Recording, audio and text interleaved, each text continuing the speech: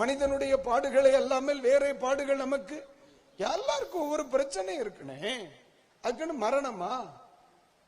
இன்னைக்கு அத பாருங்க, அந்த பிசாசு வந்து பேய்க்குள்ள அந்த பந்திக்குள்ள போன உடனே வாழணுங்கிற ஆசையை போயிட்டேன், சாகணும்னு தானே நினைக்க. அது பிசாசுக்கு தெரியும், நான் மட்டும் அவனுக்குள்ள போனோம்னா அவன் குடும்பம் என்ன செய்துரும், அழிஞ்சிரும். அவன் யார சூஸ் பண்றான்? அசுத்தமானதுதான். அதனால தெய்வ பிள்ளைகளுக்கு சொல்றேன், பாவம் உங்களுக்கு மகிழ்ச்சி தருகிற ஒன்றாக இருக்குமானால் தயவு செய்து சொல்றேன், வாழ்க்கை அழிஞ்சு போகும். உன்னை ஒழுங்குபடுத்தணும். குடும்பம் அழிஞ்சு போகும், உன்னை ஒழுங்குபடுத்தணும். உன் ஜீவிதம் அழிஞ்சு போகும், உன்னை ஒழுங்குபடுத்தணும். அந்த பாவம் ஒருவேளை பகிரங்கமா இருக்கலாம், அந்தரங்கமா இருக்கலாம், அது ஒரு மேட்டரே கிடையாது. வேதம் சொல்லுகிறது, பண்டியை பிசாசுக்கு பிடிக்கும். அல்லேலூயா. பண்டி அசுத்தமானது. ஒரு 4 வார்த்தைகளை ஒன்றன் பின் ஒன்றாய் சொல்லுகிறேன். அது அசுத்தத்தை விரும்பும். பண்டி என்ன செய்யும்? அசுத்தத்தை விரும்பும். 2, அசுத்தமானதை தேடி செல்லும்.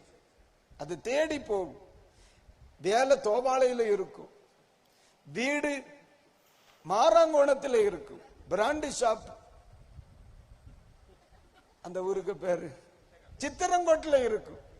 இந்த பண்ணி தேடி போகும் பிராண்டி ஷாப்புக்கு.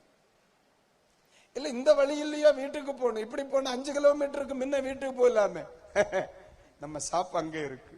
பண்டி தேடி போகும், பண்டி தேடி போகும்.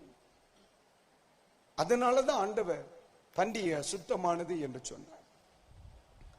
அது அசுத்தத்தை படுத்திருக்கும். உண்மையிலே சொல்றேன், ஒரு ஆட்டுக்குட்டி வாயில ஒரு மண்ணு பட்டுன்னா அதை எங்கேயாவது கொண்டு போய் தேய்ச்சி முகத்தை புண்ணாக்கி விடுதலை ஆகிறது வரைக்கும் ஆடு நிக்காத நிலத்துல. ஆனா பண்ணி அப்படி பார்க்கும், அருமை. அது படுத்துறது, அதை விரும்பும், அதை விரும்பும், அதை விரும்பும். அசுத்தத்தை நேசிக்கும். அதெல்லாம் பரிசுத்தத்தை நேசிக்க முடியாது.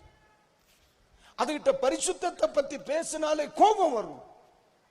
அம்மா சொல்லுவாங்க, எல்லாம் இப்படி நடக்காதல, இந்த பாவ பழக்கம் வேணாம்னு சொன்ன எனக்கு தெரியும்பா. உடனே புரிஞ்சு, ரைட்டு, பண்ணி கசாப்பு கடைக்கு போக நேரம் ஆயிட்டு புரிஞ்சுக்கலாம். பண்டி அசுத்தத்தை நேசிக்க